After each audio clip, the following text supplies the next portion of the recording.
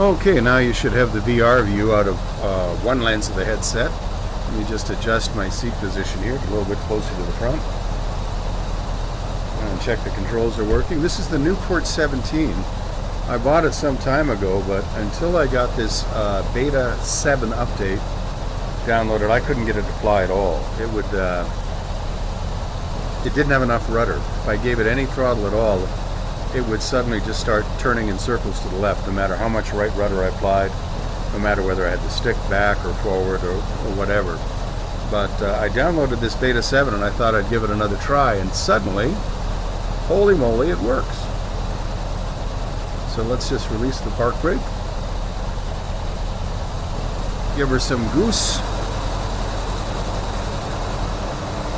And we'll go for a little flight in the Nieuport 17, which is an airplane that Billy Bishop of Owen Sound, Ontario, flew quite a lot in World War I, later transitioning to the SE-5A.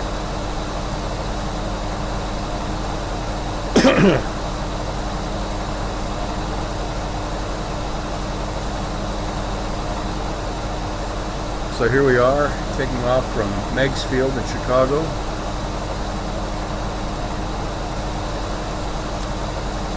Which no longer exists, unfortunately, and hasn't for a long time, thanks to Mayor Daley.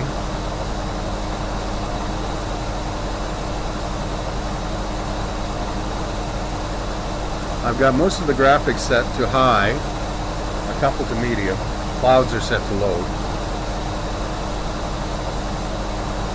My graphics processor is a 3090, my CPU is an Intel 9900 with 32 gigs of RAM on board.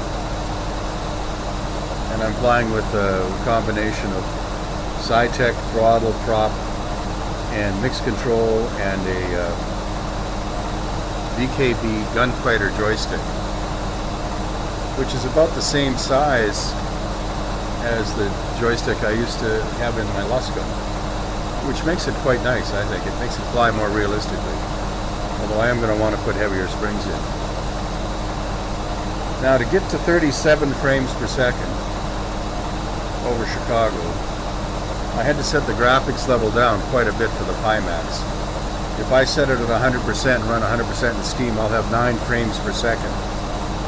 So I set it to about 80% in Steam, and then for the game-specific resolution, I set the super sampling down to about 35%. Then I set things around 90% or so in Flight Sim 2020, with many of the settings on high, almost none of them on ultra. I found I can get it to look a little bit better and stay around 25 frames per second, but I find the airplane's really difficult to fly at that frame rate. The FITS S1, when it gets below 30 frames per second, for me, is almost impossible to land. I just can't. The input controls aren't smooth enough.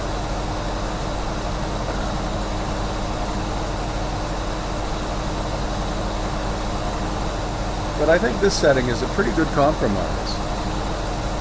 This is the best I've seen this sim so far on a Pimax 8KX.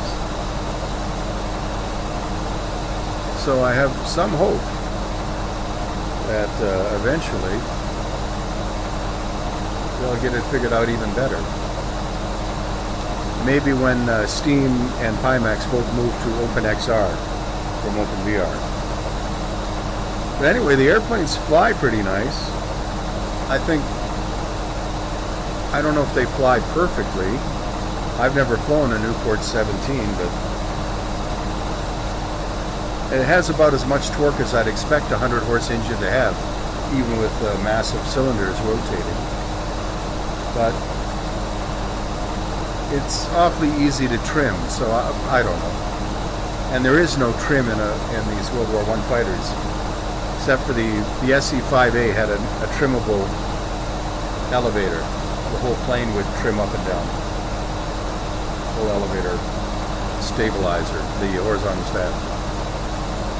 Like a Piper tripacer, you could change the incidence.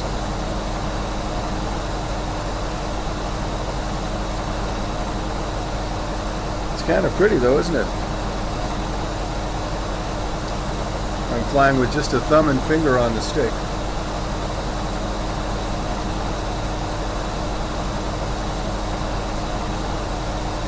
looks like I'm cruising along at about, well, that can't be right. Is this kilometers per hour? That would make sense. There's no way that a Nieuport 17 would cruise at 150 miles an hour or knots.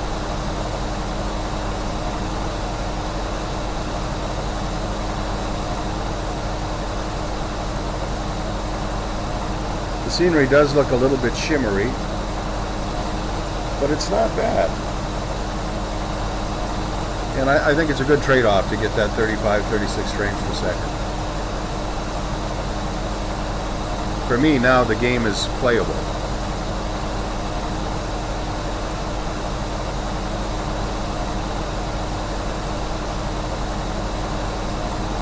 So I don't want to descend over a populated area, because that would be a really bad idea in real life. The tower tells you what altitude you can be at, and it's kind of fussy if you don't stay there. There's Meigs Field.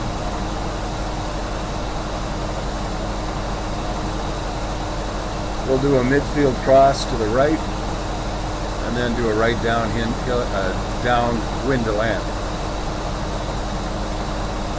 Pardon my speech. New lips. Okay, we'll throttle back a little bit.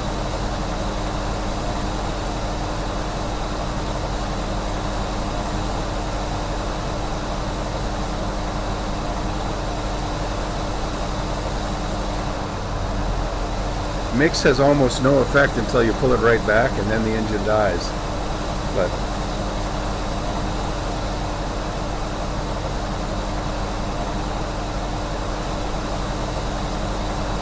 we're a little bit high for landing.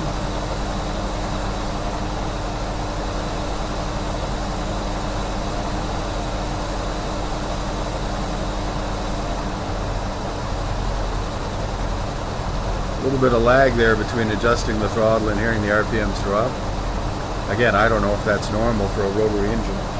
I never got to fly one. My old flight instructor, who flew everything from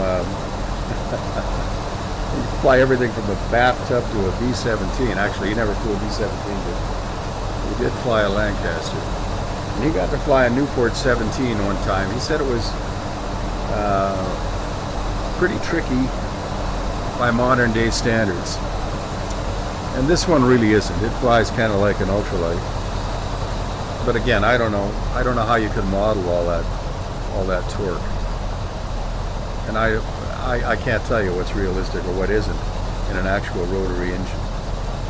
I've never even flown an airplane with a radial engine, just like Meigs and Continentals, and not very big airplanes either. So, well, let's see if I can land this thing.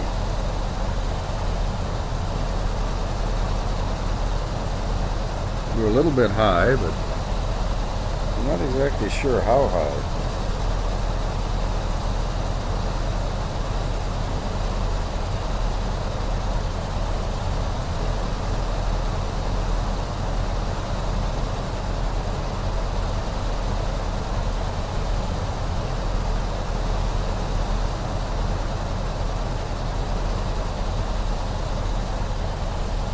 All right, we're gonna start descending here. As we turn on to base.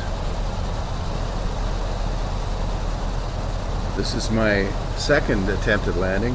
The first one I made a really nice landing, and then I applied the brake and the airplane nosed over and went on its back. I don't think the Nieuport actually had a brake. I think it just had a tail skid, and you land on a grass field and you pull the stick back and lock the tail into the grass.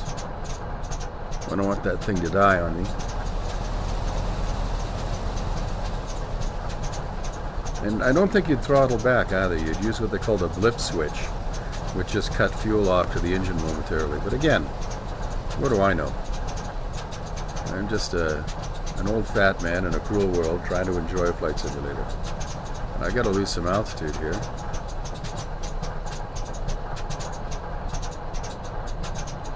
so I am going to slip.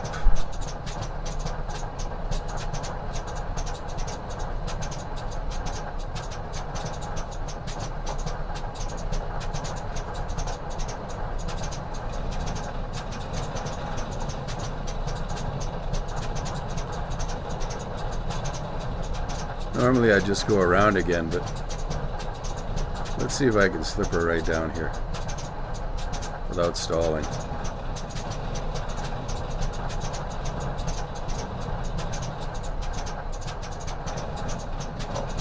Okay, we got enough altitude left and we got runway left.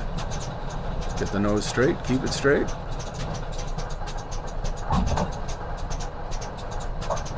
Okay, there we go.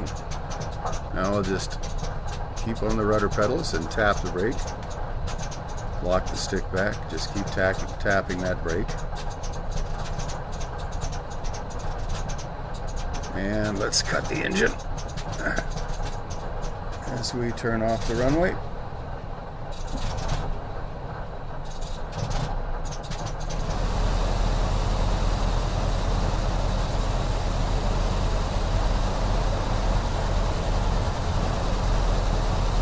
And we'll just park it on the grass over here so that everyone can appreciate the magnificence that was World War I aviation.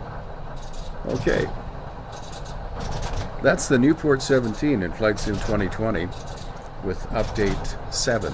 You can get it by downloading the beta update from Steam. If you're on Xbox, I think you can get it that way too.